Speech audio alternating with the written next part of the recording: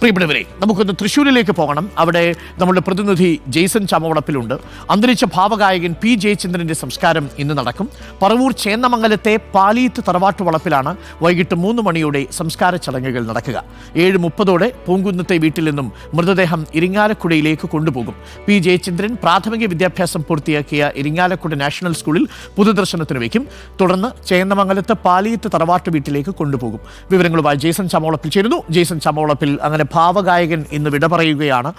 ഇന്നലെ ചലച്ചിത്ര മേഖലയിലെയും സാമൂഹിക രംഗത്തെയും ഒക്കെ പ്രമുഖർ അദ്ദേഹത്തിന് അന്ത്യാഞ്ജലി അർപ്പിക്കാൻ പൂങ്കുന്നത്തെ വീട്ടിലെത്തിയിരുന്നു.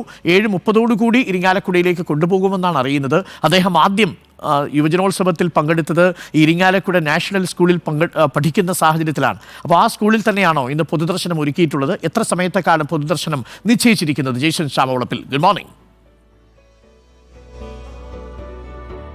Very good morning Arunkumar. അല്പസമയത്തിനകം തന്നെ ഏകദേശം 7:30 തന്നെ മൃതദേഹം വീട്ടിൽ നിന്ന് പുറത്തെടുക്കും. അതോടൊപ്പം തന്നെ സംസ്ഥാനത്തിൻ്റെ ഔദ്യോഗിക ബഹുമതി ഇവിടെ നൽകുമെന്ന് അറിയിച്ചിട്ടുണ്ട്. അതിനുവേണ്ടി പോലീസ് ഉദ്യോഗസ്ഥർ ഇവിടെ എത്തിയിട്ടുണ്ട്. അതിനുശേഷമായിരിക്കും ഇവിടെ നിന്ന് ഇരിഞ്ഞാലക്കുടയിലേക്ക് കൊണ്ടുപോവുക. ഇരിഞ്ഞാലക്കുട നേരത്തെ അരുൺകുമാർ സൂചിപ്പിച്ച പോലെ തന്നെ അദ്ദേഹത്തിൻ്റെ ജീവിതത്തിൻ്റെ വലിയ ഒരു നാഴികക്കല്ല് എന്ന് പറയാവുന്ന നാഷണൽ സ്കൂൾ, അവിടെ പഠിക്കുമ്പോഴാണ് ആദ്യമായി കലോത്സവത്തിൽ പങ്കെടുക്കുന്നതും യേശുദാസും അദ്ദേഹമൊക്കെ ഒന്നിച്ച് മത്സരത്തിൽ പങ്കെടുക്കുന്നതും അതിൽ പുരസ്കാരം ലഭിക്കുന്നതും അടക്കമുള്ള അദ്ദേഹത്തിൻ്റെ ജീവിതത്തിലേക്ക് ഉയർച്ചയുടെ ഒരു തുടക്കം അവിടെയാണ്. അതുകൊണ്ട് തന്നെ ഇരിഞ്ഞാലക്കുട നാഷണൽ സ്കൂളിൽ പൊതുദർശനത്തിന് വെക്കണമെന്ന പൊതുവെ ഇരിഞ്ഞാലക്കുട പൗരാവലിയുടെയും പൊതുവെ ആളുകളുടെ അഭിപ്രായം കൂടി മാനിച്ചുകൊണ്ടാണ് കുടുംബം അതിന് തയ്യാറായിരിക്കുന്നത്.